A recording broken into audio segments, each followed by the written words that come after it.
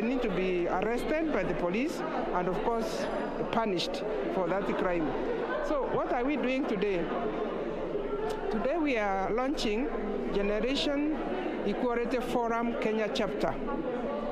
This is based on what the UN, the government of Mexico, and government of France initiated as one way of fast-tracking gender equality since the Beijing Platform of Action, which was held in 1995. What has come out very clearly is the progress has been slow, the gains are few.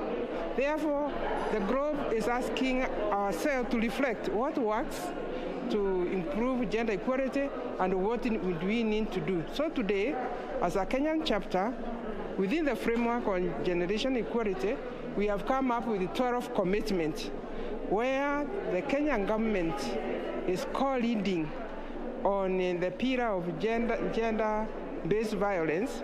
And in that, the government has committed itself to accelerate and to have new initiative of fighting gender-based violence. This 12 commitment can be summed up as creating awareness, committing resources, also using young people, that is involving the communities, the young people, the elders, the women themselves, in education, in the health, so that we all create synergy through intergovernmental agencies, so that we can have very clear, targeted, measurable commitment that the Kenyan government can commit itself during the launch in Paris in June. That these are our 12 commitments, and we will be measuring them every year so that we can see through that, then we can be transformation and also accelerate gender equality in this country. And I'm sure if many other countries, about 167, that have signed on Generation Equality Forum, then total of that means we'll start seeing a more accelerated transformative towards gender equality, because we are aiming, we need an equal world where women and men have equal opportunities politically, socially, and culturally to be able to engage and perform.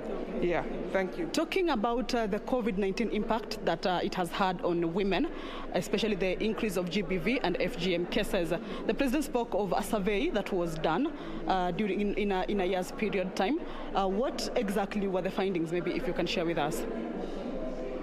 During the COVID-19 pandemic, the Kenyan government realized there were more cases being reported on gender-based violence through the toll line 1195 and also the police care line. That did concern the committee that is dealing with national response on COVID-19 pandemic. And the National Crime Center was directed by His Excellency the President to go out and carry a survey. Why are there many cases of gender-based violence? The survey was carried and it came out with several findings. One, it was recognized that during the time of COVID pandemic, there was an increase of alcohol, drug abuse. There was also lack of parental care, where the young people sometimes they never had guidance, so they were experiencing kind of youth crisis. Another factor that was found, it appeared where there are low incomes, that poverty. Poverty is a major contributor of gender-based violence because poor people have no dignity, and sometimes they have no many options when maybe responding or maybe getting aware of where can they realize the early warnings.